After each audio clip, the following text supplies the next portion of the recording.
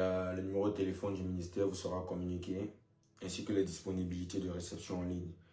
Donc après ça, au mois de mars, nous allons organiser EFATA 2026. EFATA 2026, c'est notre programme de jeûne et de prière. C'est la deuxième édition. Nous avons commencé ça avec le GELEC l'année dernière. C'est un programme de jeûne sur 31 jours.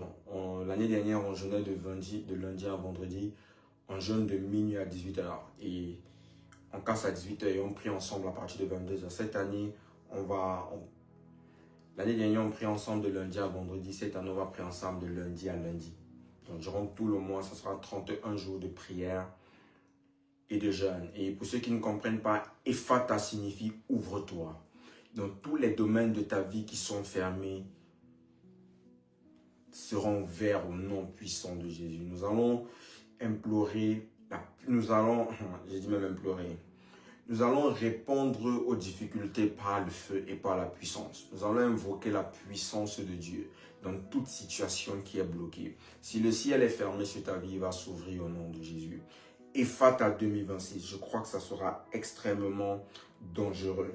Donc à côté de ça, comme je vous ai dit, la prosane a pour but justement de rétablir l'homme dans sa destinée prophétique. Vous avez vu dans l'exemple de Pierre que j'ai donné, comment Pierre était pécheur alors que Dieu voulait dans sa destinée prophétique qu'il soit bâtisseur, alors qu'il avait l'appel d'un bâtisseur. Il avait en lui la prédestination, l'onction pour bâtir. Mais à cause de ça, il était à la pêche par manque de connaissances. Mais quand un noir est rentré dans sa vie, tout a été régulé. Donc la prosane va commencer ses activités l'année prochaine et la mission c'est de rétablir l'homme dans sa destinée prophétique. Au mois de mai ou au mois de juin, il y aura un événement international que nous allons organiser. Le temps pour moi de fixer ça avec mon équipe, ça sera annoncé là sur mes pages. Normalement, je devrais l'annoncer aujourd'hui, mais je n'ai pas envie pour des raisons personnelles, je n'ai pas envie de l'annoncer maintenant. Mais au mois de juin ou de mai, nous allons organiser à Paris, bref, en été, un événement international. Ça sera le premier parmi plusieurs où Dieu va visiter son peuple.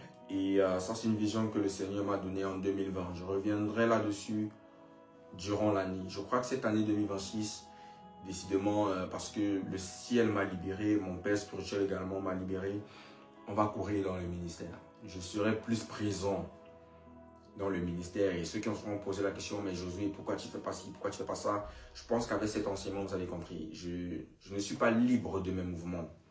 J'appartiens à une famille et l'onction que je porte a une orientation.